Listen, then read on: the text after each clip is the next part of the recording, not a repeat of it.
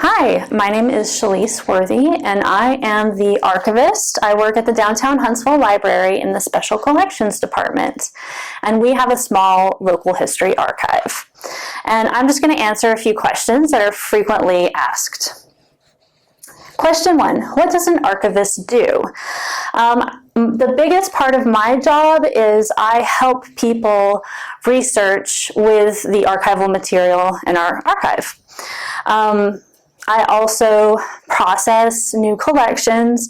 Process is just a term for arranging it, arranging the collection, and then making sure there are no like staples or paper clips or Post-it notes. Post-it notes are terrible for historical documents. So I remove all that stuff and I store it for long-term storage and just make sure that no damage will be caused while it's being stored. So that's processing a collection. And then I just oversee the basic care, preservation, and handling of the material. Question number 2, how does the library get the items that are in the archives? Most of the items in the archives are donated by members of the community, and we're so thankful for our donors. I do know of one collection that the archivist at the time, so the collection was actually being sold in an estate sale, and the archivist at the time raised money so she could purchase it. But that's only one collection. And then there's the little known dumpster diving for history that happens every once in a while. An institution throws out some important historical documents. We get wind of it and we show up and we hashtag dumpster dive for history. We're not proud people, but we have a job to do. So, question 3, what is the oldest item in the archives? I think like a lot of local archives, we have a small collection of prehistoric artifacts that were created by indigenous people, and these artifacts are pre-modern tribes, so they were created before like the tribes that we're familiar with, like the Chickasaw and the Cherokee. So definitely those are the oldest items.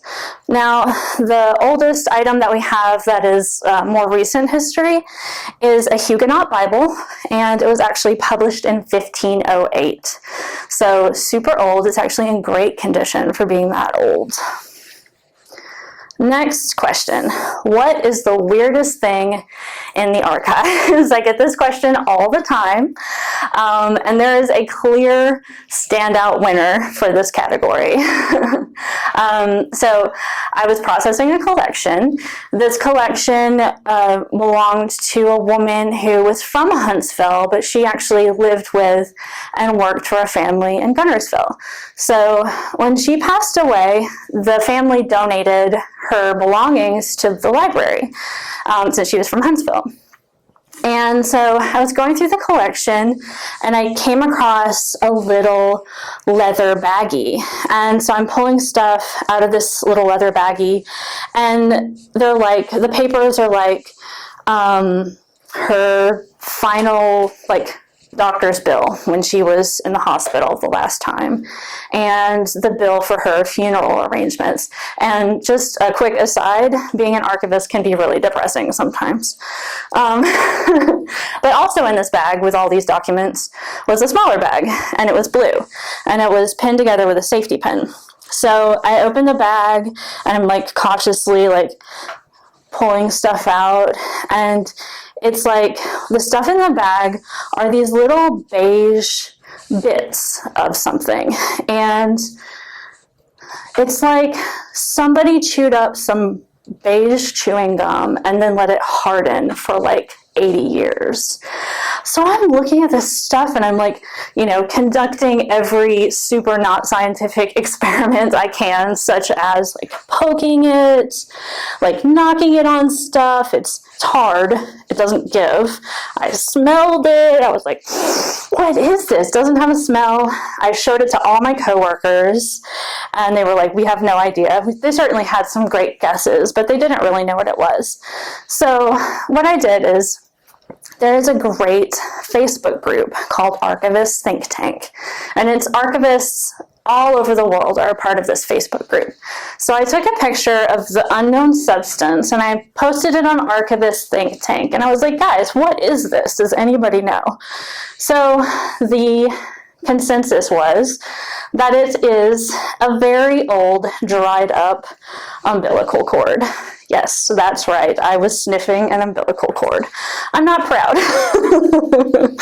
So yeah, definitely the weirdest thing in the archive. So if you ever want to come visit me and you want to see the umbilical cord, I will happily pull it out for you. Okay, next question, and my last question. Is there something in the archives that is unexpectedly useful to researchers? And yes, there is actually. Family Bibles are so useful. In fact, they sometimes have records that are not recorded anywhere else. For instance, if people live in rural communities, the county or the state may not have basic records like marriage records, birth records, and death records. So in many cases, all of these records are documented in family Bibles. I've also seen people in much older Bibles document the names and ages of their slaves, which is a huge boon for people who are researching African American genealogy. You can also find things tucked in between the pages, like photographs or newspaper articles. So yeah, family Bibles. If you're researching a family in Huntsville, come see us. We have about 15 family Bibles in our collection. And that is it for me today. Thank you so much for tuning in, and please stop by the Special Collections Department and say hi.